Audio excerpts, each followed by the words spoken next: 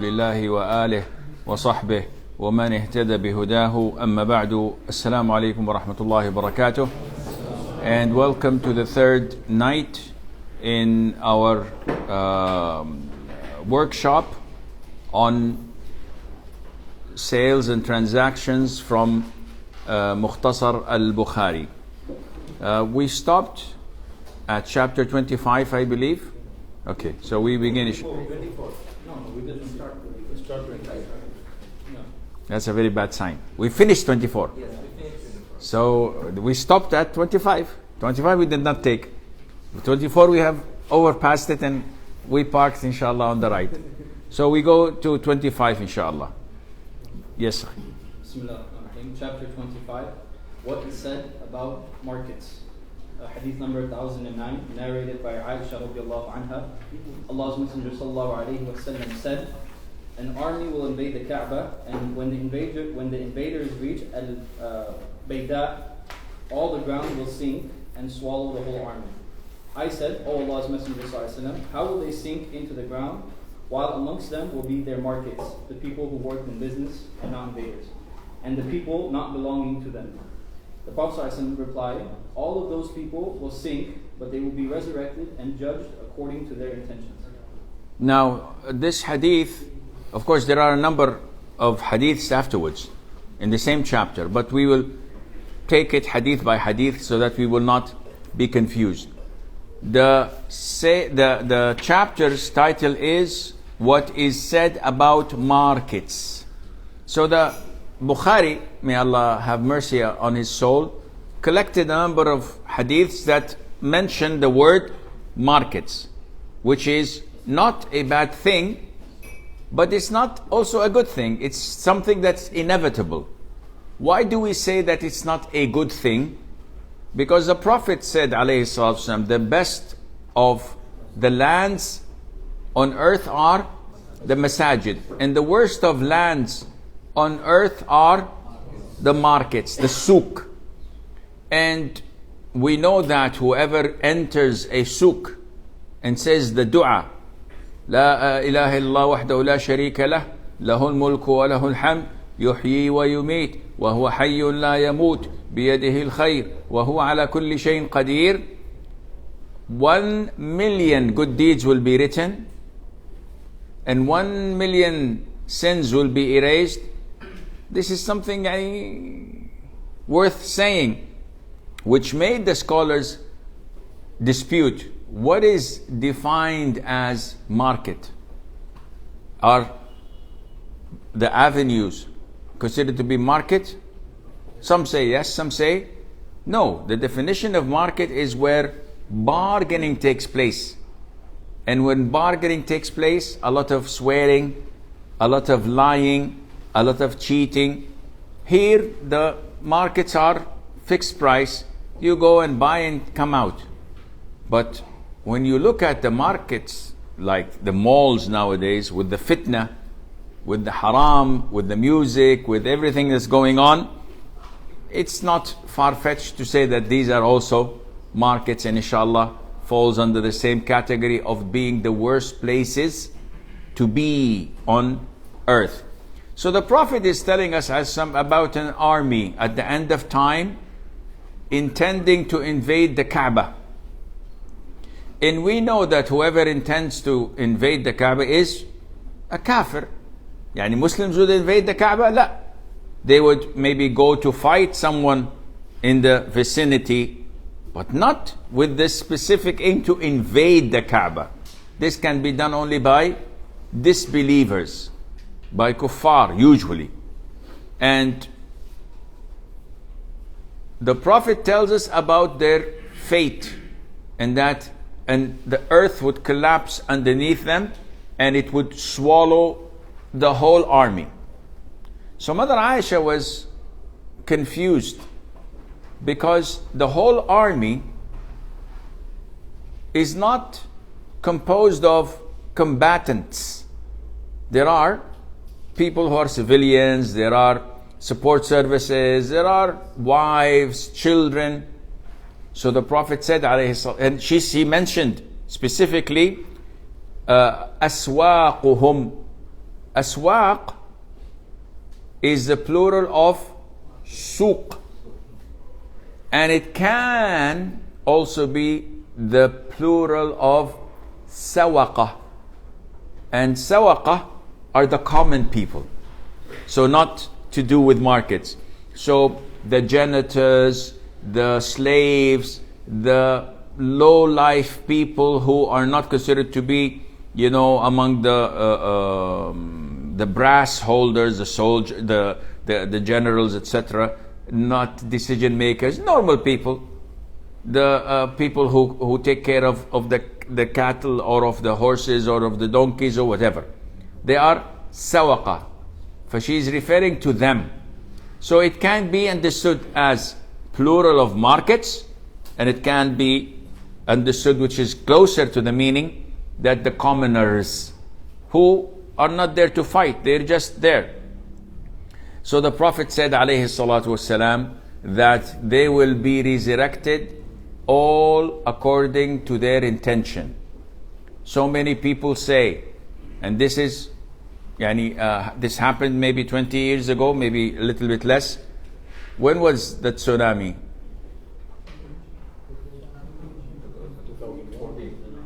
14 is too close. No, much. Maybe 6 or 5. I think 2006 or 5. I think. So when it happened, immediately people jumped the gun and said this is because of their sins. And this is a grave mistake when you generalize. People who are Muslims died. Relatives, I had a colleague in my company that broke down and cried. When we investigated, his whole family, his whole tribe, the whole village was swiped away and died.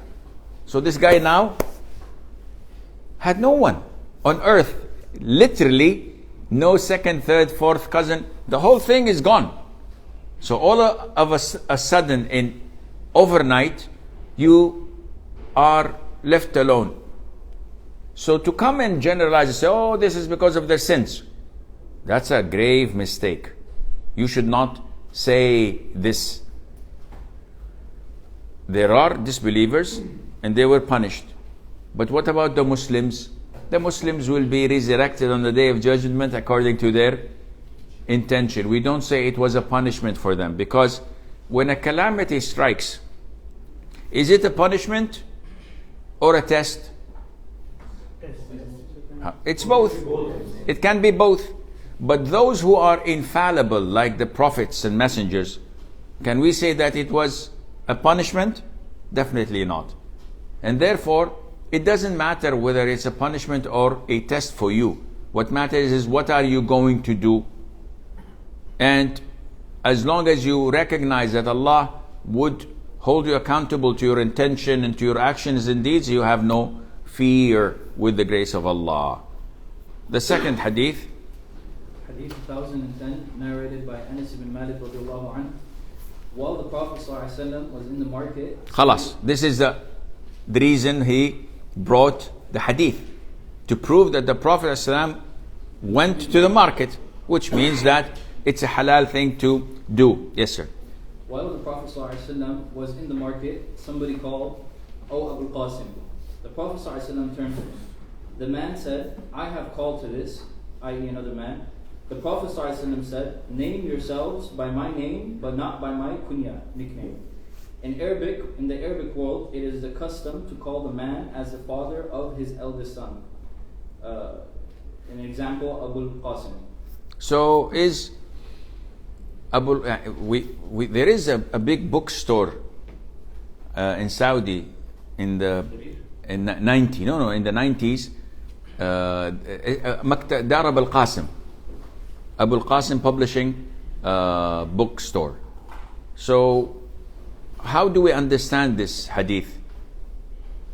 Name yourselves with my name, but don't give yourselves my nickname. How do we understand this? It was related to his time, alayhi salatu wassalam. So you can call yourself, your sons, Muhammad at his lifetime. But you must not use this nickname, Abu al-Qasim, because this is only for the Prophet ﷺ at his lifetime. After his death, yes, you can call yourself Muhammad. What's your nickname? Abu al-Qasim. And the issue of nickname, we've spoke about it a couple of days ago, so I will not repeat this, inshallah. Yes, sir. Hadith 1011, narrated by Abu Hurairah radiallahu anhu. Once the Prophet ﷺ went out during the day. Neither did he talk to me, nor I to him, till he reached the market of Bani Qaynuqa. This is why Imam Bukhari brought this hadith. It's mentioning that the market of Bani Qaynuqa. So the issue of an area or a community having markets is normal. The Prophet had it, alayhi salatu wasalam. And then he sat in the compound of Fatima's house and asked about the small boy, his grandson, Al-Hasan radiallahu anhu. But Fatima radiallahu anha kept the boy in for a while. I thought she was either changing his clothes or giving the boy a bath. After a while, the boy came out running, and the Prophet ﷺ embraced and kissed him, and then said, "O Allah, love him and love whoever loves him." Of course, the Arabic version, Abu Hurairah, may Allah be pleased with him, said, I thought she was tulbisuhu sakhaban. This is not mentioned at all because it would take the translator maybe 3-4 lines to explain the meaning of it. So might as well just put clothes on him. Actually, this is a form of a necklace where the Arabs used to give for their children, boys and girls, that had some sort of ornaments. Grunful, شو grunful بالله؟ Huh? No. Grunful. It's a sort of a herb. خلى الشيخ يشوفها بال Sheikh Google. Not nutmeg, not meg. I always make the mistake on my videos. I say not mug. Cloves. Huh? Cloves. خلاص, alhamdulillah. You know cloves. Okay. This is one of the best medication herbs if you have toothaches. So we call it مسمار احنا. مسمار. رسعد. Hey. So they used to put this in a necklace for the children, along with some beads, along with some oud and musk, so that it gives a very nice smell. So this is why she kept him, because the Prophet, when he went, the Arabic word which was not translated, athamma luka', athamma luka'. Luka' is a nickname for children, يعني something of making it beautified. And she kept him to wash him, to put this ornament and perfume. And then the Prophet, when he saw him, alayhi salatu wasalam, Al-Hasan himself started running. And this is a feeling only grandfathers find. When the grandchild, and we have a saying in Arabic, Ma azm al-wild illa wild al-wild. Nothing closer to the heart than the son except the son of the son. So even if you have grandchildren and you have sons and daughters, this is what is closer to me. So this is the moment Al-Hasan saw the Prophet, he started running towards him. And the Prophet embraced him, kissed him, and said, "O Allah, I love him. O Allah, love those who love him." And it's not the time to speak about Al-Hasan, may Allah be pleased with him, because he is one of the great companions of the Prophet ﷺ, one of the reformers whom Allah prevented a great war between two factions of the Muslims with his dislike of this dunya. He was the 5th Khalifa. He was the 5th Caliph after Ali for 6 months. And he gave it away so that things would settle down. Nobody does this ever. May Allah be pleased with him. This is why he's one of the 2 master of the youths in Jannah. Yes, sir. Hadith number Some. يستخدمون الحديث، قد يستخدمون الحديث هذا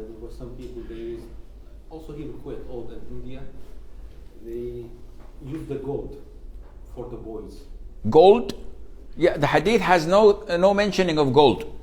Yani, okay, the question would be rephrased. What's the ruling on children wearing gold? If they are females, there's no problem. If they are males, there is problem. Because the Prophet, when he came once to the companions carrying gold and silk, he says, those are halal for the females of my ummah, haram for the males. And males fit the description of before the puberty and after puberty. So there is no, I think, any indication. في شيء ثاني غيرها يعني؟ لأنه ما جاء ذكر الجولد مطلقا. Ornaments يعني الزينة كزينة. Yes, sir. Hadith number 1012, narrated by Nafi'. Ibn Umar radiallahu anhu told us that people used to buy food in the caravan in the lifetime of the Prophet sallallahu alaihi wasallam. The Prophet sallallahu alaihi wasallam. Okay, the caravans, one would think that it is a food truck. So the people used to buy food, jazakallah khair, from caravans. What is meant by caravans? It's actually the nomads. So what's al-rukban, the word in Arabic is al-rukban, those who come riding. And what is meant, those who are not locals. And it's referring to the Bedouins, the villagers, the nomads, when they come in the seasons to sell whatever they have, such as ghee, such as wool, whatever they make. Okay. The Prophet ﷺ used to forbid them to sell it at the very place where they had purchased it. Who to sell it? Buyers. Who buyers? Which buyers? The people from the city. The locals. So the Prophet ﷺ prohibited them from selling what they bought where they bought it. Okay? But they were to wait till they carried it to the market where foodstuff was sold. Ibn Umar radiallahu anhu said, the Prophet ﷺ also forbade the reselling of foodstuff by somebody who had bought it unless he had received it, all the measure which he has bought in full measure. Now, this is an important topic. First of all, we have a ruling, and that ruling is that we're not allowed to buy things or goods from people who come to our city until they reach the marketplace. Why would I meet them at the city border? What do you mean by more profit? They don't know. They do not know the prices. So the guy comes in, I said, oh Allah, you want to go to downtown, to the souk? Shaykh, this ghee, barrel of ghee, I'll buy it for this price. The guy says, yeah, ni'ma, alhamdulillah. Not knowing it's 3 times more. So this is restriction number 1. And there are many hadiths covering this area. That you are not allowed to buy at the city limits until the seller goes to the market and sees the price himself. Because that would be cheating him. This is cheating the individual. Number 2, there is an Islamic ruling which many people don't know of, and it translates to Arabic as follows: al-kharaj bil-daman. 2 words. Kharaj meaning the profit. Bil-daman meaning by guarantee. What does it mean? Now, imagine this is something of value, and I buy it from the brother. Until now, it's in his custody. It's in his possession. If it were to be burnt on the spot, I did not receive my goods. Who will be in charge for paying for it? The person holding it. The person who has it, because I have not received it. This is why scholars say you, the buyer, cannot sell it until you have full acquisition of it. Why?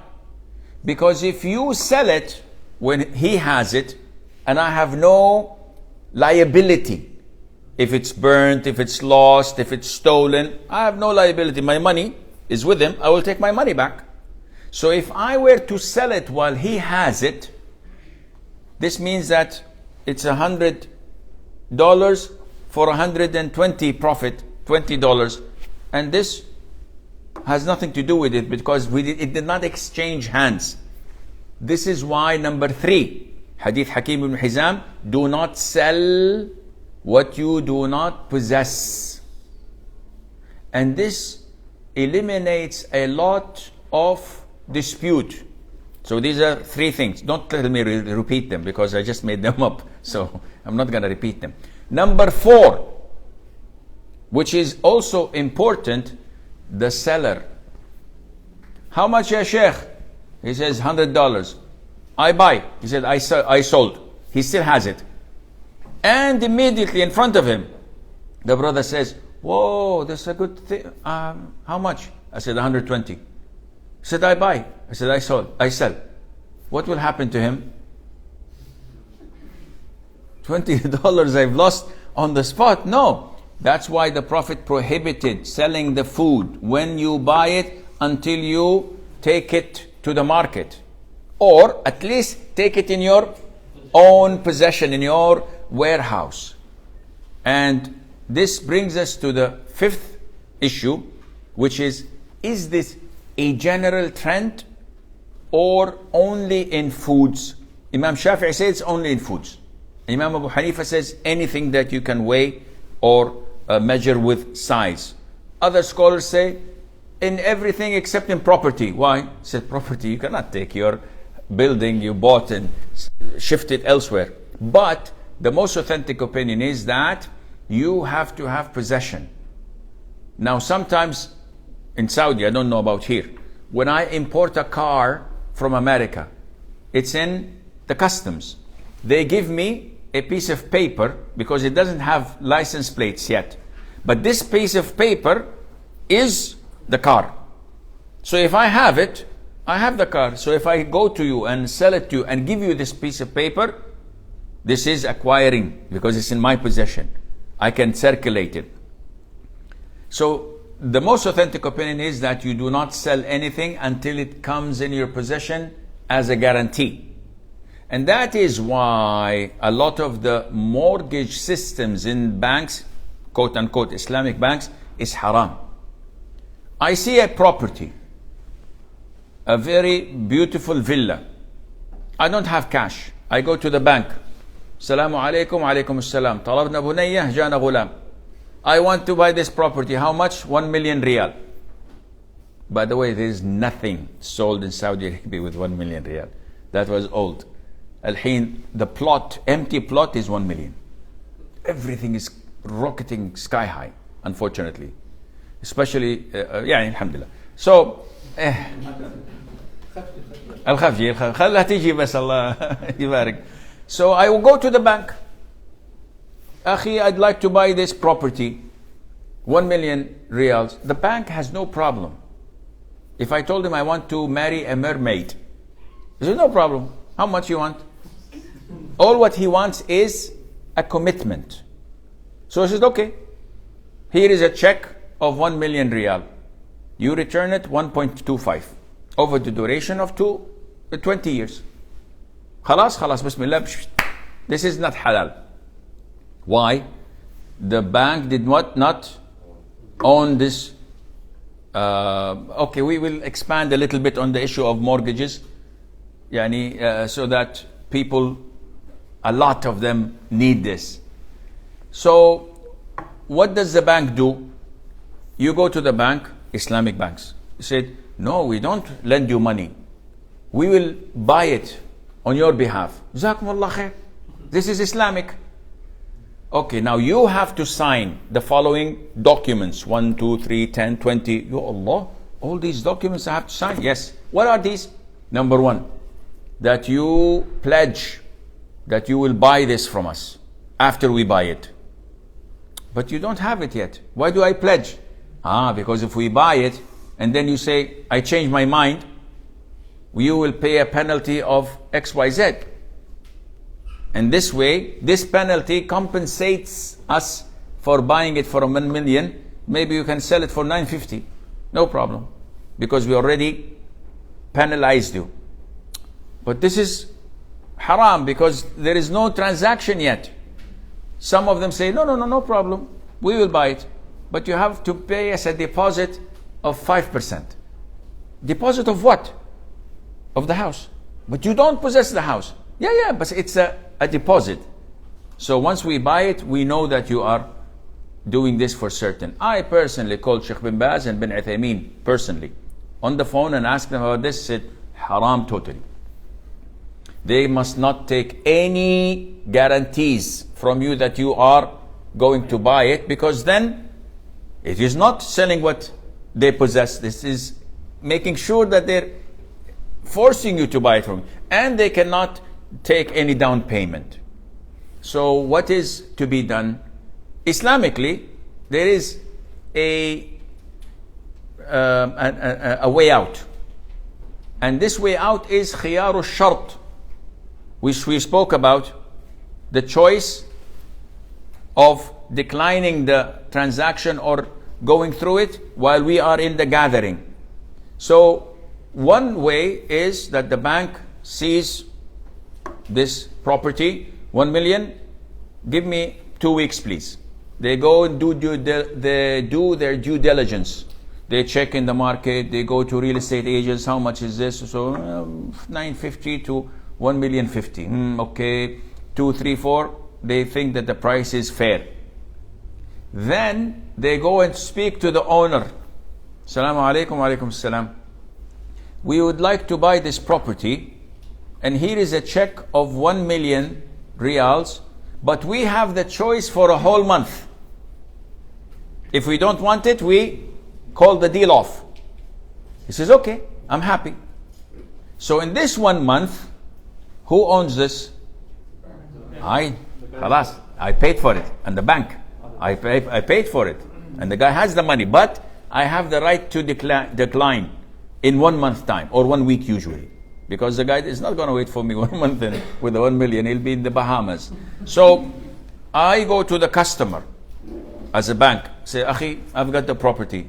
You want it? If the guy changed mind or found another property, he says, not interested. Okay, salam alaikum. No harm's done. Ma'as-salam. I go back to the owner, or I look for someone, because I've done my due diligence and it is a good property. I'll find 5 or 10 people who are more interested in buying it. Either way, I'm safe.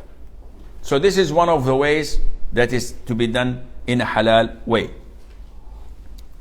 Now, there is a prevailing method in the West. It is called diminishing ijara. إيش هذا diminishing ijara? To diminish is to go little by little down. What happens? It is me who's interested in buying this property having 2 hats. A hat of an owner and a hat of a tenant. So I come to this property, 1 million riyals. I don't have cash. So I go to the financial institute and I say, Assalamu alaikum. Akhi, I'm interested in buying this. I can afford 100,000. And I'd like to make a company with you to own this property. They do their due diligence. They look around, say, yeah, this deserves 1,200,000, and it's a profitable property. Okay, we're into it. So I pay 10%, they pay 90%. Who's the owner? The company. I take off my landlord hat of 10% and put my tenant hat. And I go to the company and I say to the financial institute and to myself, I'd like to rent this for a number of years. It has to be fixed. Let's say 2 to 3, not more, because rents go up and down. So what is the rent usually? It's 100,000 a year. So I go to this company, I say, I would like to rent this from you, but I'll top it off by 10% or 15% according to what we negotiate, so that after giving you 1 year, 2 year, And the third year, you will allocate 10% from your ownership, 90% to me. So I will be now owner 20 and you will be owner 80. By this, by the end of 15 years, 20 years, I will be fully owning the property. The bank would be utilizing their 90%, they will getting profit, they are making everything. So it's a win-win or not? It's a win-win. What are the loopholes?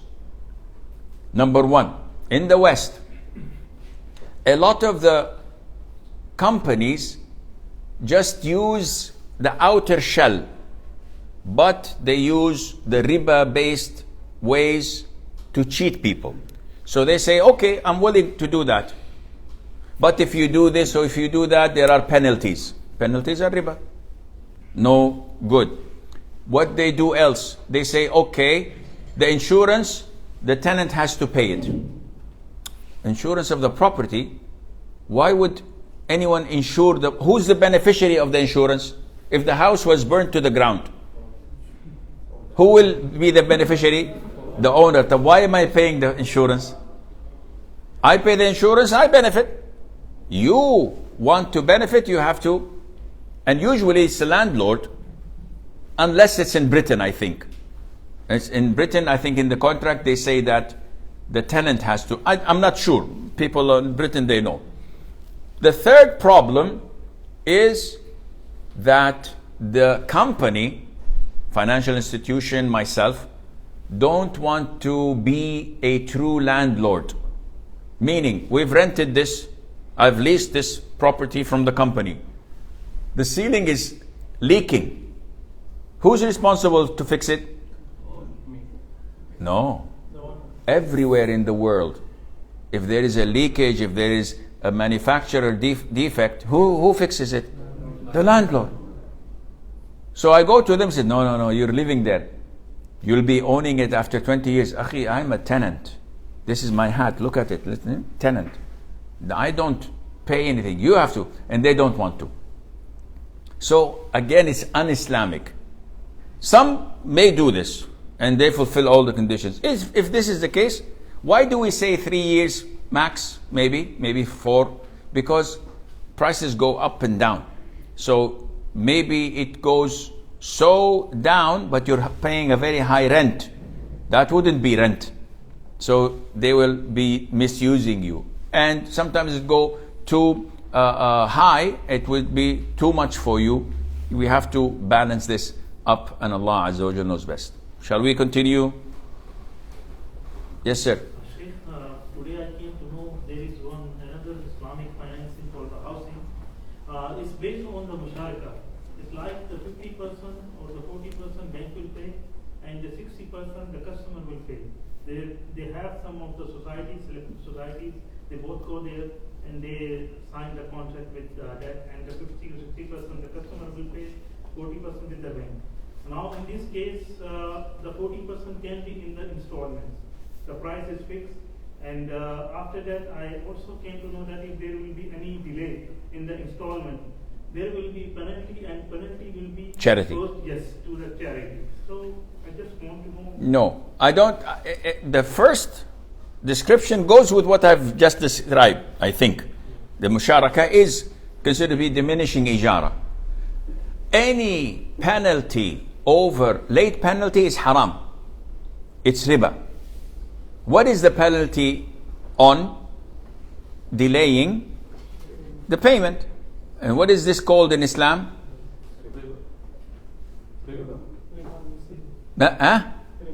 Nasi'ah. The delay.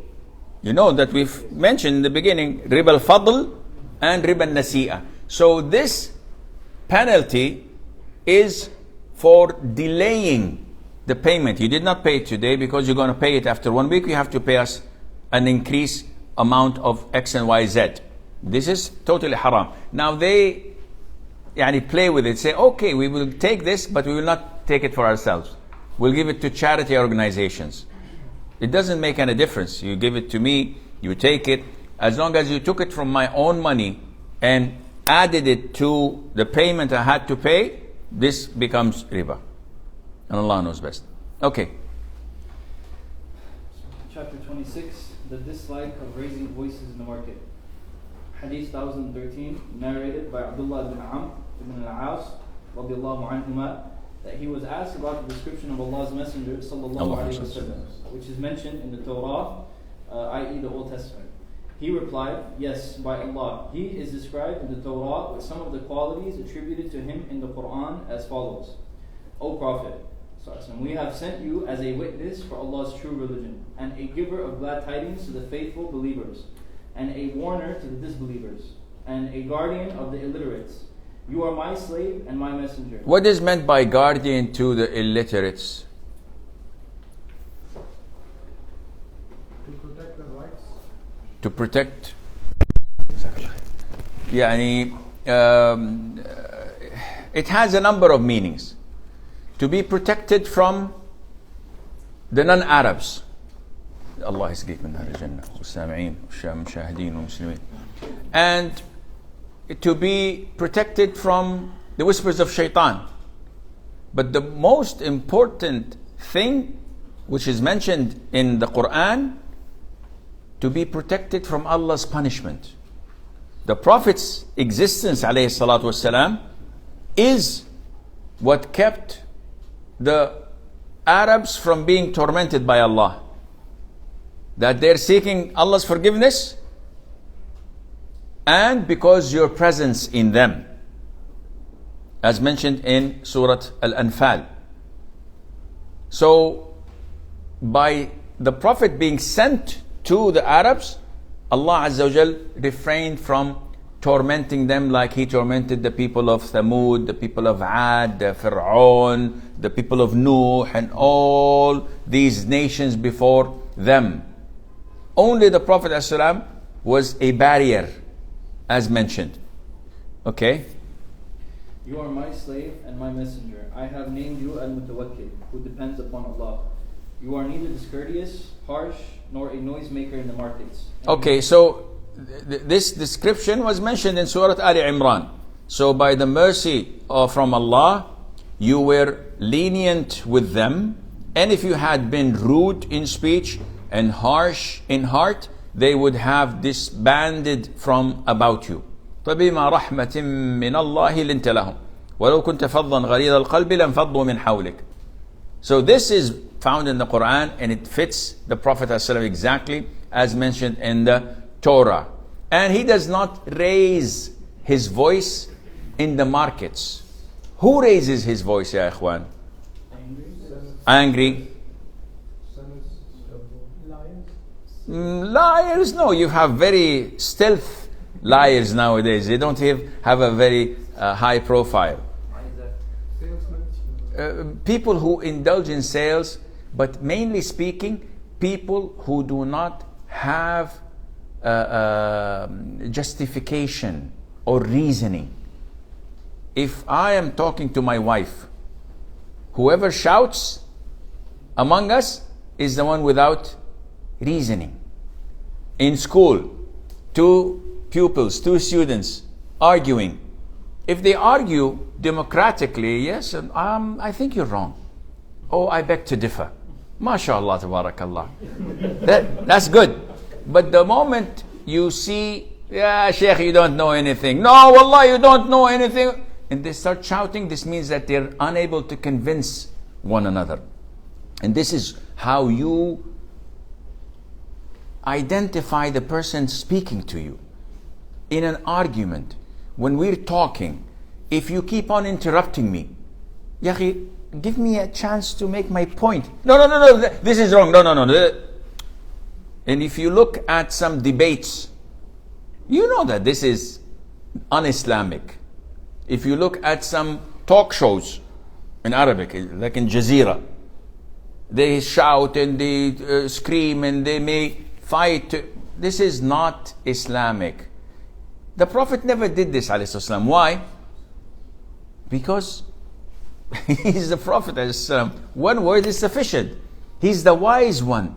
He's the one with the eloquent speech. You listen to one or two of his words, khalas. You take them as legal maxims. La darara wa la dirar. Oof. البينة على من ادعى واليمين على من أنكر. 4 words, and you make volumes on these, and he speaks, you can count them. So why do you think he would shout? He would never shout, alayhi salatu wasalam, especially in trading. He's the one who told us to be lenient and soft-spoken. Khalas, you want this? I'm not gonna bargain with you, take it. Okay, so that we can... And you do not do evil to those who do evil to you, but you deal with them with forgiveness and kindness. Allah will not let him, the Prophet ﷺ, die till he makes straight the crooked people by making them say, La ilaha illallah. None has the right to be worshipped but Allah, with which will be opened blind eyes, deaf ears, and enveloped hearts. And this is, of course, if we want to speak about this, it will take us till Fajr. And the Shaykh has finished Al-Shama'il al-Muhammadiyya, alhamdulillah, which speaks beautifully about the Prophet ﷺ, how he used to, and which highlights our deficiency, how far we are from the Prophet ﷺ. We don't behave like him. We don't speak like him. Ask not our friends about us. Ask our wives. Ask our children. Ask our subordinates, employees, the driver, the maid, the neighbors. They will expose you. But when you ask a friend that you hang out 4 or 5 hours with, all what he sees is a big smile, and you invite him for dinner, he invites you for lunch, definitely he would say good things about you. This is what we should do. And Allahu a'lam wa nisbatul ilmi ilayhi aslam.